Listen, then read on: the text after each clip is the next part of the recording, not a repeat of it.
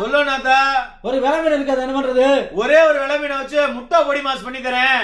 குப்பூசுக்கு ஏத்த மாதிரி இருக்குமா? கபூசுக்கு அருமையா அட்டகாசமா இருக்கும். விலை குறைந்தது நம்ம கபூசு தான். அட்டகாசமா இருக்கு மக்களே. வீடியோ பாருங்க, மறக்காம சேனலை ஃபாலோ பண்ணி சப்ஸ்கிரைப் பண்ணுங்க. இட்லி சட்டில தண்ணி நல்லா காஞ்சோன்னு இட்லி தட்டை வச்சு நம்ம விலை மீனை உள்ள இறக்கி விட்டு கரெக்டா 10 நிமிஷத்துல மல்லிகைப்பூ மாதிரி வந்துருவாங்க. நம்ம விலை மீனை எடுத்து வேற பாத்திரத்துக்கு மாத்திரம் தான் பயங்கரமான டாஸ்க். இப்படி கீழே போட்டீங்க அப்படின்னா கை கெட்டினது வாய் கெட்டாம போயிடும் மக்களே. நல்லா மீன் இருக்க கறியை மட்டும் எடுத்து முள்ளெல்லாம் தனியா மாத்தி வச்சுங்க. இல்லைன்னா சின்ன பிள்ளைய தொண்டை குழியெல்லாம் போய் இறங்கிங்க. சின்ன வெங்காயம், பச்சை மிளகாய், 2 முட்டை அப்படி ஒரு பாத்திரத்தை எண்ணெய் ஊற்றி கருவேப்பிலை, சீரகம், வெங்காயம், பச்சை மிளகா, காஞ்ச மிளகா எல்லாத்தையும் போட்டு நல்லா ஒரு வதக்குங்க.